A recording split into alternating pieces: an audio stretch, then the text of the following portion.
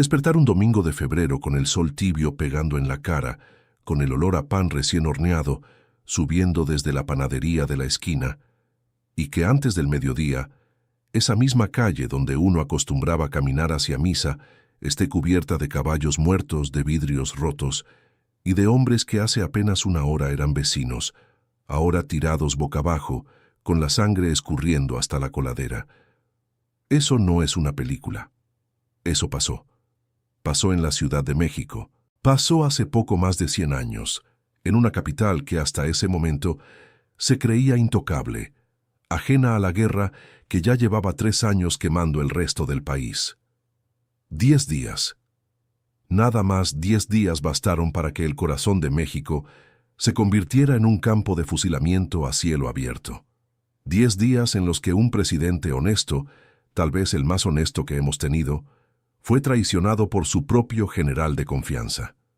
10 días donde las familias comieron lo que encontraron, donde los cadáveres se apilaron en las calles porque no daba tiempo de enterrarlos, y donde el olor a pólvora se mezcló para siempre con el olor a carne quemada. A esto, la historia lo bautizó con un nombre que se quedó grabado en la memoria de este país: la Decena Trágica. Y lo que le voy a contar hoy no está en los libros de texto que usted memorizó de joven. Está en los diarios de quienes lo vivieron, en los reportes de los embajadores que lo presenciaron desde sus ventanas, y en el testimonio de una ciudad entera que, durante 10 días, dejó de ser la capital orgullosa que conocíamos para convertirse en un infierno de fuego cruzado. Quédese hasta el final, porque la traición más grande de esta historia no vino de un enemigo declarado. Vino de un hombre en quien Madero confió hasta el último minuto de su vida. Antes de entrar de lleno, si usted es de los que disfruta conocer la historia real de México, esa que no le enseñaron completa en la escuela, dele like a este video y suscríbase al canal. Aquí seguimos desenterrando los capítulos que forjaron a este país, sin filtros y sin adornos. Ahora sí, vámonos a febrero de 1913.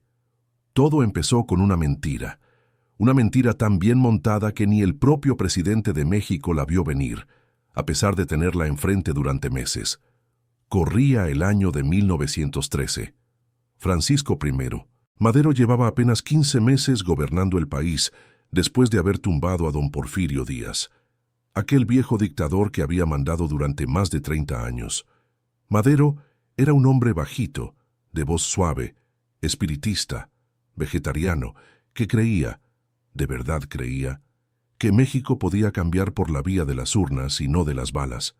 Pero un presidente decente no siempre hace un buen jugador de ajedrez político. Madero había perdonado la vida a generales que se habían levantado en armas contra él. Los había encarcelado, sí, pero no los había fusilado. Entre esos hombres estaban Bernardo Reyes, un viejo militar porfirista con ambiciones presidenciales, y Félix Díaz, sobrino del propio don Porfirio, un hombre que nunca aceptó ver a su tío exiliado en París, mientras un provinciano de Coahuila gobernaba el país. Ambos estaban presos, ambos seguían conspirando desde la cárcel, y ambos tenían aliados afuera, esperando el momento exacto para actuar. Ese momento llegó la madrugada del domingo 9 de febrero de 1913. La Ciudad de México de entonces no se parecía en nada al monstruo de concreto que conocemos hoy. Era una ciudad de tranvías eléctricos, de señoras con sombrilla caminando hacia la Alameda, de cantinas de barrio donde se hablaba de política en voz baja. Una ciudad que hasta ese domingo había logrado mantenerse casi ajena a la revolución que ya ardía en el norte y el sur del país. Aquí, en la capital, la gente todavía se sentía segura. Esa seguridad se acabó en cuestión de horas. Un grupo de tropas del cuartel de Tacubaya y cadetes de la Escuela Militar de Aspirantes de Tlalpan, al mando del general Manuel Mondragón, se levantaron en armas contra el gobierno maderista. No era un grupo pequeño de descontentos, era una maquinaria militar bien organizada que llevaba semanas planeando el golpe. Mondragón no perdió el tiempo. Se dirigió directo a la prisión militar de Santiago Tlatelolco y ahí, con la fuerza de sus tropas, exigió y consiguió la liberación del general Bernardo Reyes. El preso se convirtió, en cuestión de minutos, en el jefe de la sublevación. Y Reyes, ya libre, hizo lo mismo por su aliado. Liberó a Félix Díaz. Con los dos generales libres y armados, la revuelta tenía ahora un rostro, un mando, una dirección. Y esa dirección apuntaba directo al centro de la Ciudad de México, al Palacio Nacional. Vale la pena detenernos un momento aquí, porque para entender por qué esta historia terminó como terminó, hay que entender también el ambiente que se respiraba en México desde meses antes. Madero no solo enfrentaba el descontento de los viejos porfiristas que habían perdido sus privilegios, también enfrentaba las quejas de terratenientes que veían con desconfianza cualquier promesa de reparto agrario, la presión de una prensa opositora que atacaba al gobierno todos los días desde sus páginas, y algo todavía más peligroso, el resentimiento de intereses extranjeros, principalmente estadounidenses, que sentían que sus negocios en México corrían riesgo bajo un gobierno que no terminaba de convencerlos. En Washington, el presidente William Howard Taft venía recibiendo desde hacía meses reportes alarmistas sobre la supuesta falta de seguridad para los ciudadanos y las empresas norteamericanas radicadas en territorio mexicano. Y detrás de buena parte de esos reportes estaba un solo hombre, el embajador Henry Lane Wilson, cuyo nombre volverá a aparecer más adelante en esta historia, y no precisamente en un papel honroso. Con ese telón de fondo, un gobierno debilitado, una prensa hostil, un embajador conspirando en la sombra, y militares porfiristas presos pero con toda la intención de regresar al poder, la chispa que encendió la revuelta del 9 de febrero no fue en realidad ninguna sorpresa para quienes conocían de cerca el ambiente político de la capital. La sorpresa fue la velocidad y la crueldad con la que todo se desató. Nadie en ese Palacio Nacional se imaginaba que, en cuestión de minutos, las calles del Zócalo capitalino iban a convertirse en un matadero. Y el hombre que estaba a punto de defender ese palacio jamás pensó que ahí mismo, sobre un caballo blanco, iba a encontrar la muerte frente a cientos de personas. 10 minutos. Apenas 10 minutos duró el tiroteo que sacudió el corazón de la Ciudad de México esa mañana de domingo. Y en esos 10 minutos cayeron cerca de 400 personas muertas, la mayoría de ellas gente que ni siquiera cargaba un arma. Cuando Reyes y Díaz avanzaron hacia el Palacio Nacional, esperaban una victoria rápida. Contaban con el factor sorpresa. Y de hecho, al principio la sorpresa jugó a su favor. Lograron capturar a Gustavo A. Madero, hermano del presidente y su consejero más cercano, un hombre tan leal a Francisco que después pagaría con la vida esa lealtad. Pero adentro del Palacio Nacional los esperaba algo que no habían calculado. El general Lauro Villar, un militar leal al gobierno, que había tomado prisioneros a los cadetes sublevados de Tlalpan antes de que llegara el grueso de la revuelta. Villar organizó la defensa del palacio con lo que tenía a la mano. Bernardo Reyes, montado en un imponente caballo blanco, avanzó al frente de 400 hombres del 2º y 5º Batallón de Artillería, directo hacia las puertas del palacio. Fue un error que le costó la vida en cuestión de segundos. Cayó fulminado en los primeros minutos del combate, frente a la mirada de sus propios soldados. Pero su muerte no detuvo la masacre. Al contrario, la desató. Las tropas leales y las sublevadas se trabaron en un fuego cruzado que convirtió el Zócalo y sus calles aledañas en una trampa mortal. La gente que salía de misa, los vendedores ambulantes, las familias que paseaban ese domingo, quedaron atrapados en medio de las balas. El tiroteo apenas duró 10 minutos, pero dejó cerca de 400 muertos y 1000 heridos, y la inmensa mayoría de esas víctimas no eran soldados. Eran civiles que simplemente estaban ahí, en el momento y el lugar equivocados. Testigos de la época describieron cómo, apenas minutos después de que empezara el tiroteo, las banquetas del Zócalo y de las calles cercanas a Palacio Nacional quedaron cubiertas de cuerpos. Soldados con el uniforme federal, cadetes casi adolescentes y civiles que ni siquiera alcanzaron a entender de dónde venían los disparos. Los caballos de la caballería de Reyes, heridos por la metralla, se desplomaban relinchando en plena calle, y su sangre se mezclaba con la de los hombres caídos a su alrededor. Las puertas de las tiendas cercanas se cerraron de golpe, con las familias adentro, escondidas entre los mostradores, escuchando el eco de los disparos rebotar entre los edificios coloniales del centro histórico. El propio general Villar resultó gravemente herido defendiendo el palacio. Y aquí es donde la historia da uno de esos giros que, en retrospectiva, parecen escritos por el mismísimo destino. Para sustituir a Villar en el mando militar de la plaza, Madero nombró a un general de toda su confianza, un hombre disciplinado, callado, con fama de buen estratega. Ese hombre se llamaba Victoriano Huerta. Madero acababa de poner en las manos de Huerta el control militar de toda la capital. Todavía no lo sabía, pero acababa de firmar sin darse cuenta la sentencia de su propia muerte. Mientras la ciudad ardía, el presidente de México venía cabalgando desde Chapultepec hacia el centro, escoltado únicamente por un puñado de cadetes adolescentes, y en el camino, alguien les abrió fuego. Cuando la noticia de la sublevación llegó hasta el castillo de Chapultepec, donde Madero se encontraba, el presidente reaccionó como reaccionaría cualquier hombre convencido de su causa. Convocó a los cadetes del colegio militar para que lo escoltaran de vuelta al Palacio Nacional, y así demostrar, con su sola presencia, que el gobierno seguía en pie. A este episodio la historia lo llamaría después la Marcha de la Lealtad. Fue un acto de valentía casi temerario. Madero, montado a caballo, avanzó junto a jóvenes cadetes por avenidas donde en cualquier esquina podía esperarlo una emboscada. Y en efecto, cuando el contingente llegó cerca del edificio conocido como Los Leones, se abrió fuego contra ellos, contra los cadetes, contra el propio presidente de la República. Madero tuvo que refugiarse de emergencia en un edificio comercial, una casa de fotografía llamada Daguerre, mientras las balas zumbaban en la calle.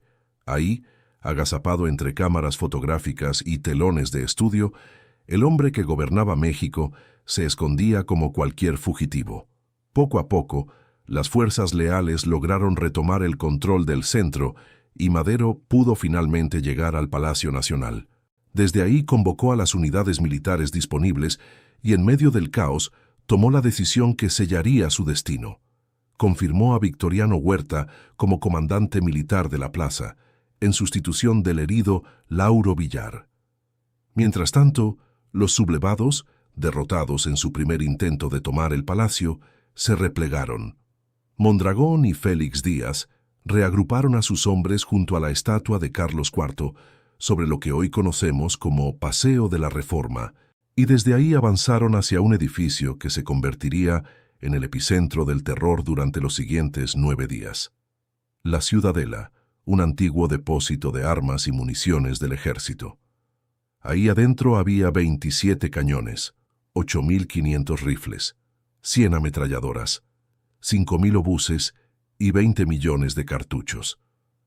Los rebeldes tomaron ese arsenal por traición, sin apenas resistencia, y con él en sus manos, la revuelta dejó de ser un intento desesperado para convertirse en una guerra de desgaste dentro de la propia capital. A partir de ese momento, la Ciudad de México dejó de tener paz ni de día ni de noche.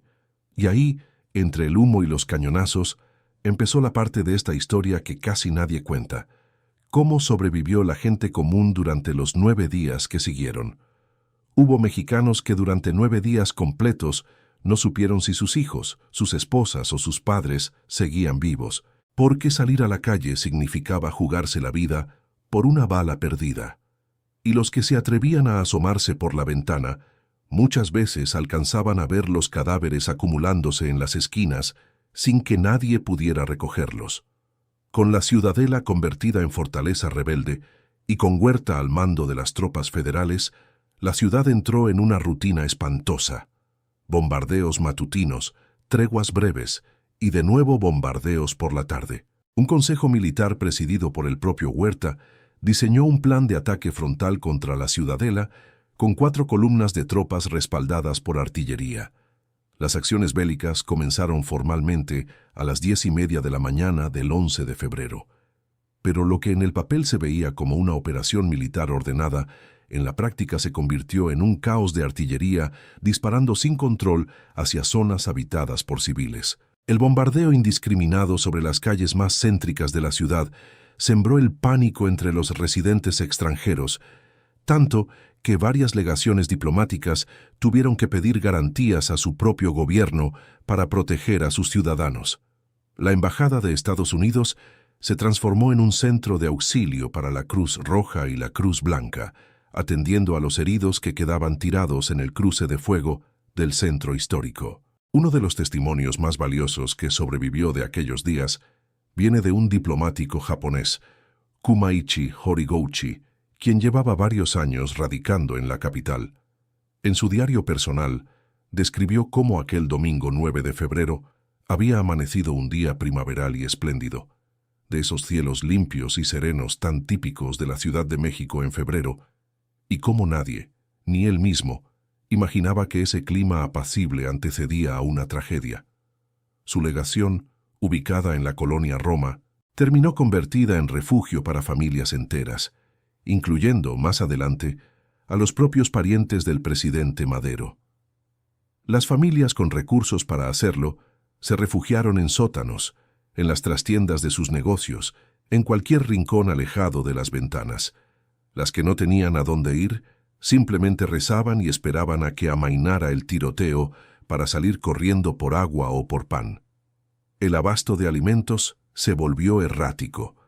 Las tiendas que se atrevían a abrir lo hacían por unas cuantas horas, con las cortinas medio bajadas, vendiendo lo que quedaba en las bodegas, y los muertos se acumulaban más rápido de lo que se podían enterrar. En varias calles del centro, los cadáveres de soldados y civiles por igual quedaron expuestos durante días, hasta que las autoridades organizaron cuadrillas para recogerlos y, en muchos casos, quemarlos ahí mismo para evitar epidemias. El olor a pólvora se mezcló con el de la carne calcinada, y ese olor, dicen quienes lo vivieron, se quedó impregnado en la memoria de la ciudad durante meses. Los tranvías, que apenas unos días antes cruzaban la ciudad con normalidad, quedaron detenidos en media calle, abandonados por sus conductores en cuanto empezaba el tiroteo. Las escuelas cerraron sus puertas. Los mercados, que de por sí ya tenían dificultades para abastecerse, empezaron a racionar lo poco que llegaba, y el precio de artículos básicos como el maíz, el frijol y el carbón se disparó de un día para otro. Hubo familias completas que pasaron varios de esos 9 días alimentándose únicamente de lo que tenían guardado en la alacena, sin atreverse a salir ni siquiera para conseguir agua fresca, mientras el estruendo de la artillería sacudía los vidrios de sus ventanas a cualquier hora del día o de la noche. Los hospitales de la ciudad, muchos de ellos improvisados en escuelas o en edificios públicos, se llenaron rápidamente de heridos, tanto militares como civiles. Médicos y enfermeras trabajaban sin descanso, muchas veces sin suficiente material de curación, atendiendo heridas de bala en medio de un ambiente donde el propio hospital podía convertirse, en cualquier momento, en blanco de la artillería. La Cruz Roja y la Cruz Blanca, apoyadas por las instalaciones de varias legaciones extranjeras, se convirtieron en el único respiro para cientos de familias que no sabían a dónde más acudir. Se calcula que en total el conflicto dejó cerca de 6.000 muertos, una cifra brutal para apenas 10 días de combate dentro de una sola ciudad. Pero lo más aterrador de esos 9 días no fueron las bombas ni los cadáveres en la calle. Fue descubrir que el hombre que el presidente había puesto a cargo de defender la ciudad en realidad ya estaba negociando su caída con el enemigo. Hubo una pastelería en pleno centro de la Ciudad de México donde, mientras la gente moría a unas cuadras de distancia, se cerraban los detalles de un golpe de estado entre pan dulce y café. Ese lugar existió de verdad.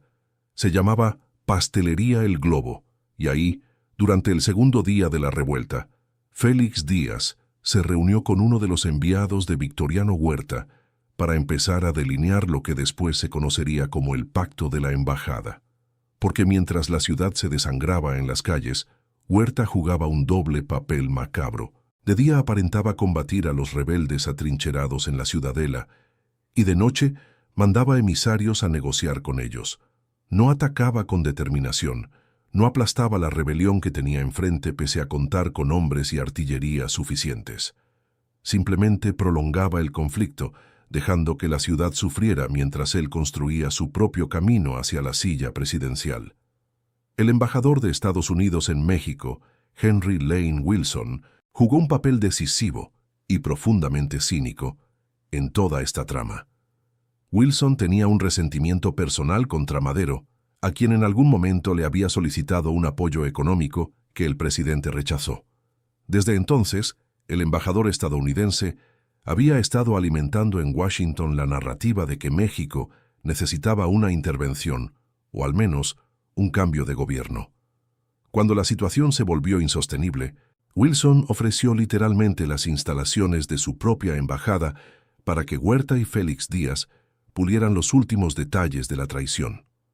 Ahí, bajo el techo de la representación diplomática de Estados Unidos, se firmó el tristemente célebre Pacto de la Embajada, conocido también como Pacto de la Ciudadela.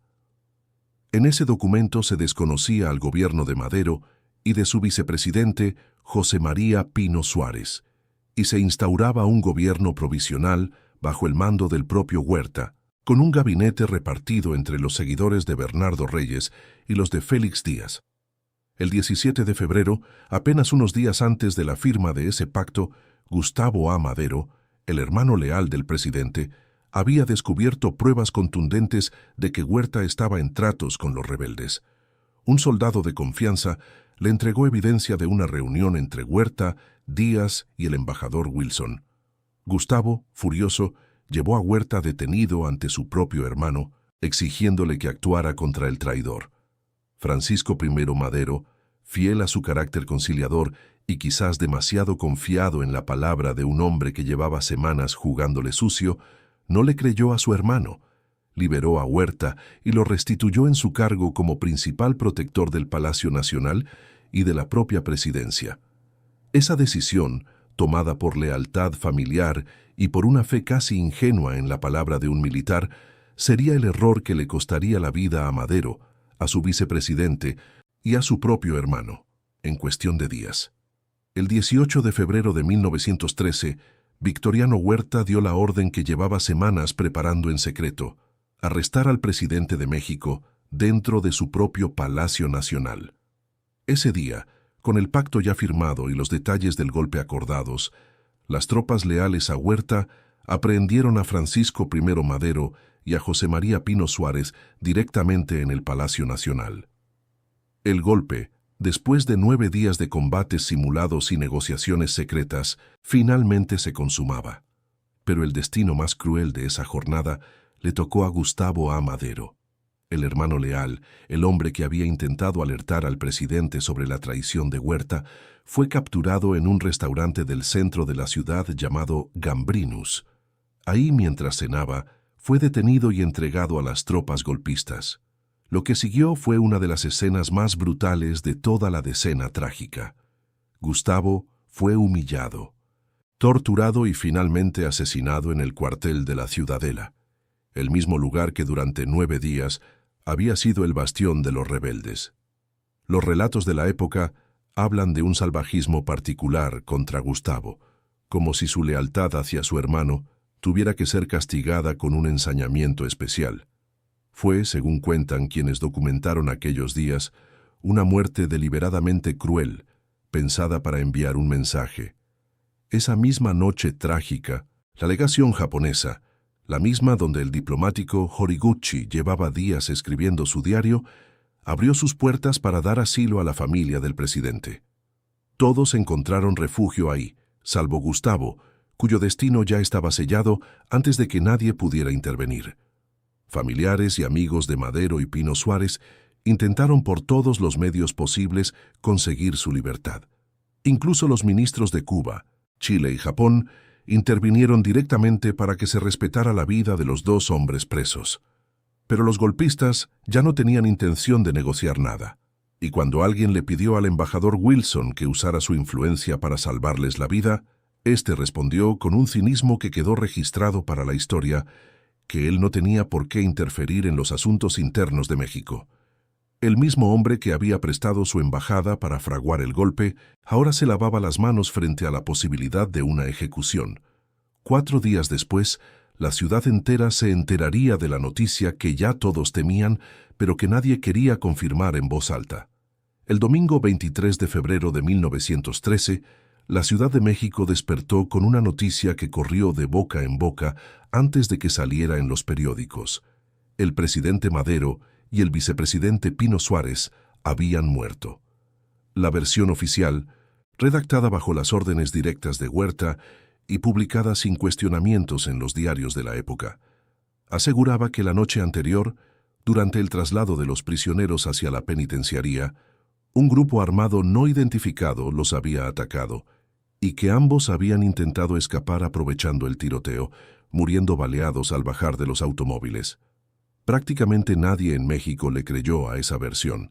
Era, evidentemente, una ejecución disfrazada de fuga. Madero y Pino Suárez fueron asesinados a manos de los propios huertistas, en una operación calculada para eliminar cualquier posibilidad de que el presidente derrocado se convirtiera en un símbolo de resistencia.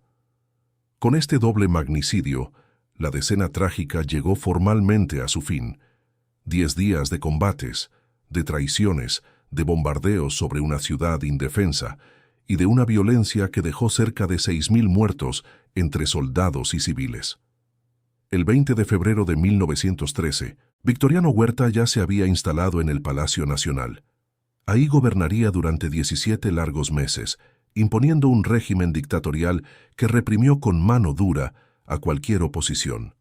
Pero su gobierno, nacido de la traición y del asesinato, jamás logró la estabilidad que buscaba. En el estado de Coahuila, el gobernador Venustiano Carranza se negó a reconocer al gobierno usurpador de Huerta, proclamó el Plan de Guadalupe, se autonombró primer jefe del ejército constitucionalista y llamó a las armas contra el nuevo dictador. El movimiento se extendió con rapidez por Sonora, Chihuahua, Durango y el propio Coahuila. A esa causa se sumaron nombres que después serían decisivos en la historia de México: Álvaro Obregón, Pablo González y un hombre que ya empezaba a convertirse en leyenda en el norte del país, Francisco Villa.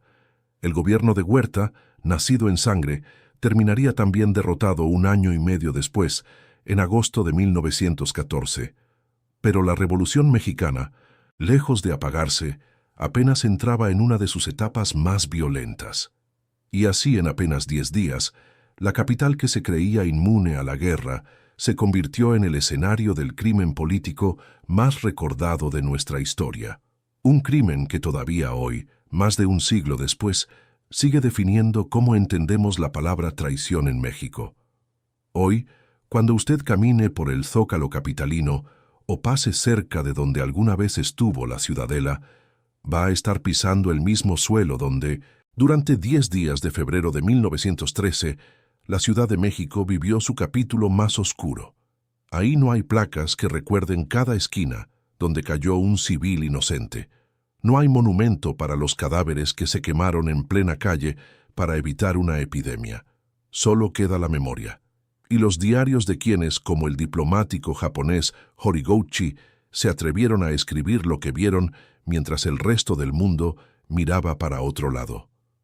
La decena trágica no fue solamente la caída de un presidente. Fue la prueba más dura de que en la historia de México, muchas veces las peores traiciones no vienen de un enemigo declarado, sino de aquel en quien más se confía. Francisco I. Madero, el hombre al que llamaron apóstol de la democracia por impulsar la libertad de prensa en este país, murió confiando hasta el último momento en la palabra de un general que ya lo había vendido semanas atrás. Y quizás ahí está la lección más amarga de toda esta historia. La buena fe, sin cautela, también puede costar la vida. Si esta historia le movió algo por dentro, se lo pido de corazón, compártala. Coméntenos qué otro capítulo de nuestra revolución le gustaría que contáramos aquí en el canal, y no se vaya sin suscribirse, porque cada semana desenterramos otra pieza de esta historia que muy pocos se atreven a contar completa.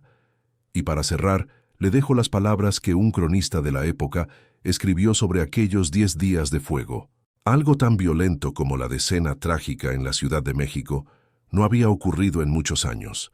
La gente que lo vivió y se salvó de morir en ella fue testigo de algo muy brutal y conmovedor que en muchos sentidos cambió la historia. Descanse en paz, don Francisco. México nunca olvidó su traición.